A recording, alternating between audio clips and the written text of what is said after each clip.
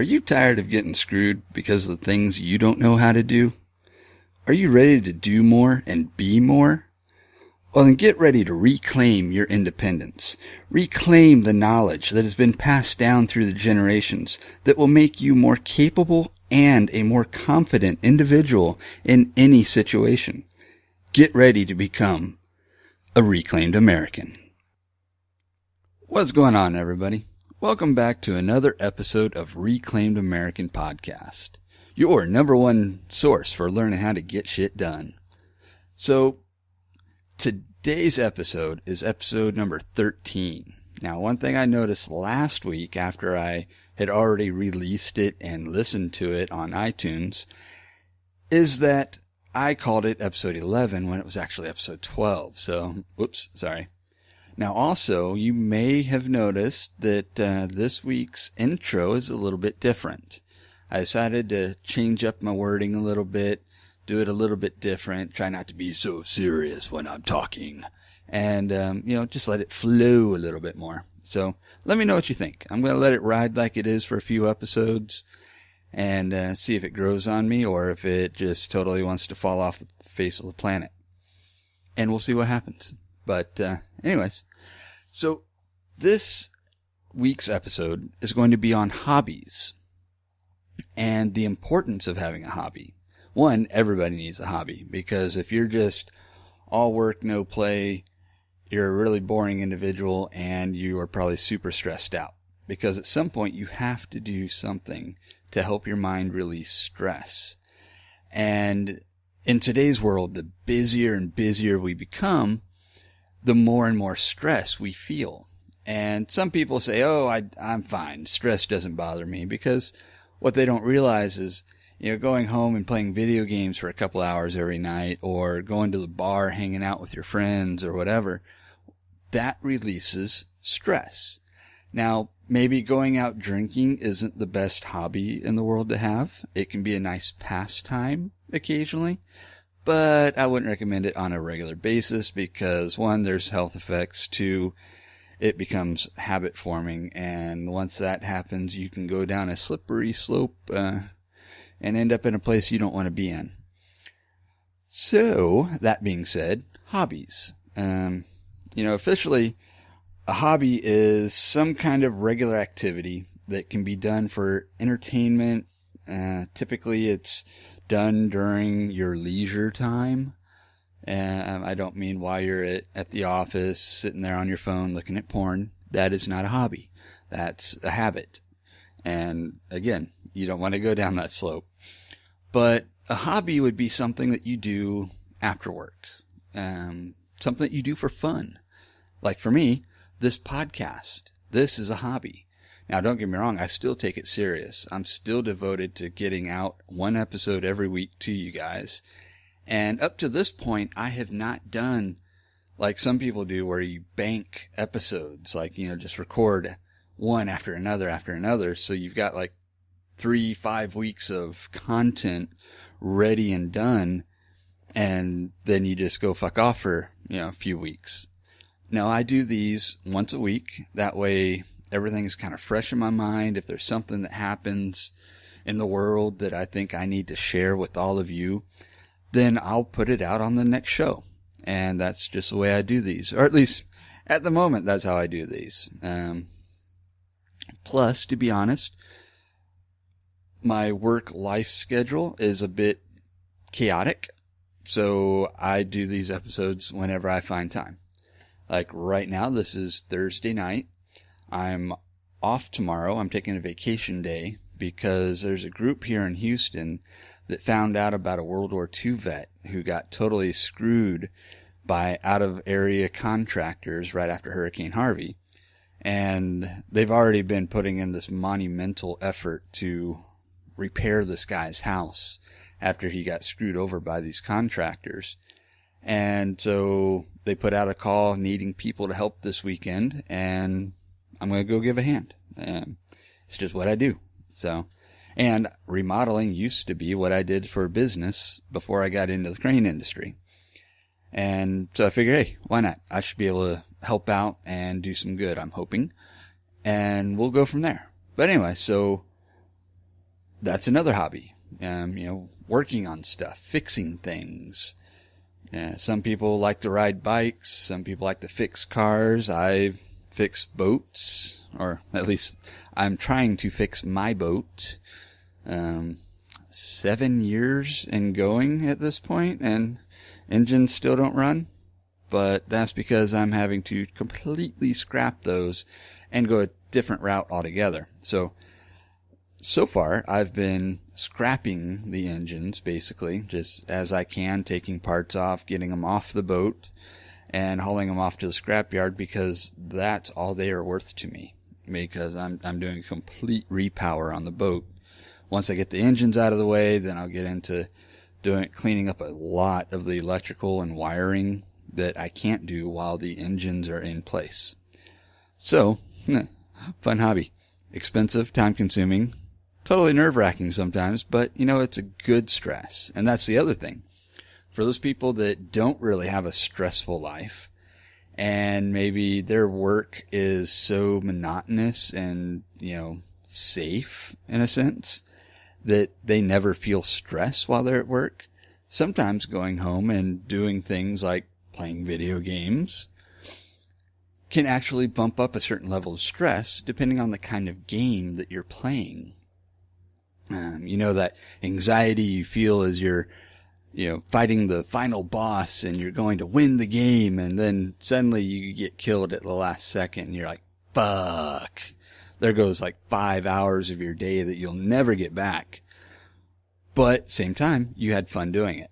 And, your heart's beating really fast. You're almost sweating. Your hands are sweating as you're gripping the controllers or hacking on the keyboard, depending on what kind of game you play.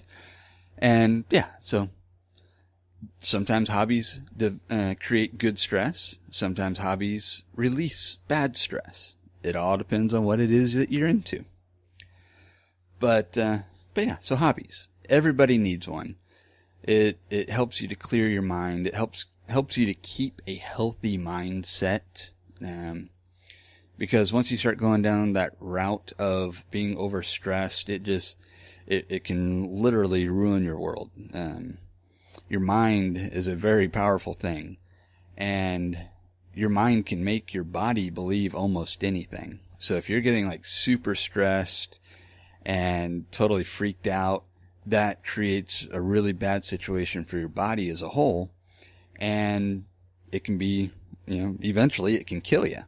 So you got to have a hobby. I remember when I was a kid, I used to love whittling. If you don't know what whittling is, it's when you take a knife and a piece of wood and you carve it into something. I used to, just pick up a stick and, first you start by shaving off the bark. Then you look at it and, decide, all right, well, it's kind of got this sort of shape and whatnot. So you start just kind of shaping it into whatever you want. Sometimes I just shave it down really thin to where it was kind of pliable, and okay, cool. Threw it away and got another one. One of the things that I did in my early 20s is I found this really long piece of cedar, probably about 2 inches around, really good, for the most part, straight stick. I think over the course of like 3 months, I'd get home every night and I'd just sit there with my little pocket knife and I'd start shaving on it, start whittling away on it. And I found it to be very relaxing. I still have that cane that I turned it into to this day. It's sitting in a closet somewhere, but I've still got it. Let's see. Another thing that I used to really love doing is going hiking. I grew up out in the hill country just outside of San Antonio. And I was fortunate that the house we lived in, starting from the 8th grade and going through high school, was out in the hill country. And behind our house, there's like this 600 plus acre ranch that nobody was ever on. Basically, it was like a couple of hills going back into the woods. And, as kids, we'd go back there with our guns and we'd go find a nice quiet place out in the middle of nowhere and we'd just start shooting stuff. We'd find stuff to use as targets. Sometimes we'd just find a tree and say, hey, let's see if we can cut down that tree. And we would just start shooting the tree, you know. I mean, I'm not talking about like a 12-inch round oak tree or anything. I'm talking like maybe a 4-inch around cedar. And we'd just start shooting at it. And eventually it'd either fall over or we'd run out of bullets, one or the other. But it was fun. It was a release of negative stress. That's why a lot of guys, especially people that got out of the military, they love having what they call range days, because it gets you out of the house. You go somewhere else, sometimes outdoors, sometimes an indoor range, but you start shooting guns. And there's just something about that explosive release that is very therapeutic. It's been something that I have not done in a very long time. So if anybody out there wants to take me to their favorite range someday and go shoot some shit, let's do it. I'm game. But another thing, I used to love shooting a bow when I was a kid. I got one, I think I was 15 when I got my first bow. Actually, it's the only bow I've had, and it's long since gone. But I shot it so much when I first got it that my bones in my left arm literally were not used to that kind of stress being put on it. It's like a 50-pound compound bow. But the stress of holding my arm out straight and holding all that stress actually like hurt my forearm. And so I couldn't figure it out. And I think one day I went and I asked my mom, I don't know why, but my arm hurts. I didn't do anything. I've just been shooting my bow. And she's like, all right, well, how much are you shooting your bow? So I'd tell her, probably a couple hours a day and even longer on the weekends. And so she explained to me the concept of our bodies are only as strong as they need to be. My bones in my forearm and the pain, just to step back a sec, the pain was not a muscular pain. It wasn't something in the muscles that I could just massage out. It literally felt like my bone was breaking or something. But she explained to me that our bodies are only as strong as they need to be. And I've never put those bones in my forearm to that kind of stress before. And the repetitive nature of doing what I was doing was stressing them. But the fact that they were sore means that your body is becoming stronger, because in order to heal itself and make itself stronger, you have to endure a little bit of pain. And then the body reacts by making you stronger as a result of the pain. So from shooting my bow so much, it started making the bones in my forearm a little more dense. That's the only way I can really think to describe it. And then they became strong enough to handle that repeated action. And after a while, the pain went away, and I didn't even feel it. I just picked up the bow, boom, shot. And that was that. Kind of like, I know this happens to people that do the hula hoop thing. I know as a kid you're thinking, oh, little kids, hula hoops, ooh, big woo. But when you become an adult and you get into hula hooping, or hooping, I guess is what they call it, those hoops are a lot heavier than the chicken shit little plastic ones you get at Walmart.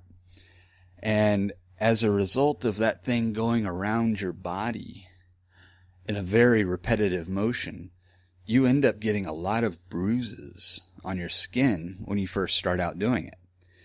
And over time, though, your body becomes accustomed to that action, that repetitive nature of a big heavy hoop going around it, and it makes your skin and muscles stronger.